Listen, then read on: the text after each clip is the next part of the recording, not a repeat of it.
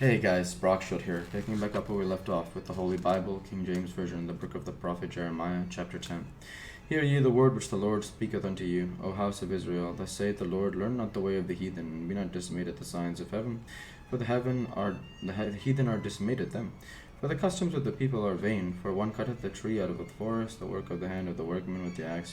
They deck it with silver and with gold, they fasten it with nails and with hammers that move not. They are upright as the palm tree, but speak not. They must needs be born, because they cannot go. Be not afraid of them, for they cannot do evil. Neither also is it in them to do good.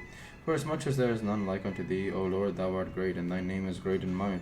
Who would not fear thee, O King of nations? For to thee doth it appertain. For as much as among all wise men of the nations, and in all their kingdoms, there is none like unto thee, but they are altogether brutish and foolish. The stock is as a doctrine of vanities. The silver spread in plates is brought from Tarshish, and gold from Uphaz, the work of the workman, and of the hands of the founder. Blue and purple is their clothing, they are all the work of cunning men. But the Lord is the true God. He is a living God and everlasting King. At his wrath the earth shall tremble, and the nation shall not abide by his indignation. Thus shall he say unto them, the gods that have made the heavens and the earth, even they shall perish from the earth and from under these heavens. He hath made the earth by his power, he hath established the world by his wisdom, and hath stretched out the heavens by his discretion. When he uttereth his voice, there is a multitude of waters in the heavens, and he causeth the vapours to ascend from the ends of the earth. He maketh lightnings with rain, and bringeth forth the wind of his treasures.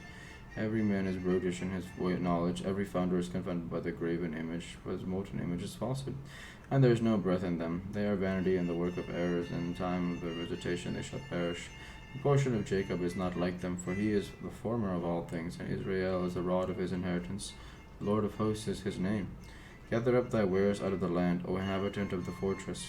For thus saith the Lord, behold, I will sling out of the inhabitants of the land at this one, and will disgust them, and that they may find it so. Woe is me for my hurt. My wound is grievous, but I said, truly this is a grief, and I must bear it. My tabernacle is spoiled, all my cords are broken, all my children are gone forth of me, and they are not. There is none to stretch forth at my tent any more, and to set up my curtains. For the pastors are become brutish, and have not sought the Lord. Therefore they shall not prosper, and all their flocks shall be scattered.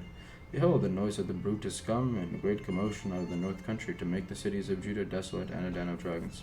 O Lord, I know that the way of man is not in himself, it is not in man that walketh to direct his steps. O Lord, correct me, but with judgment, not in thine anger, lest thou bring me to nothing.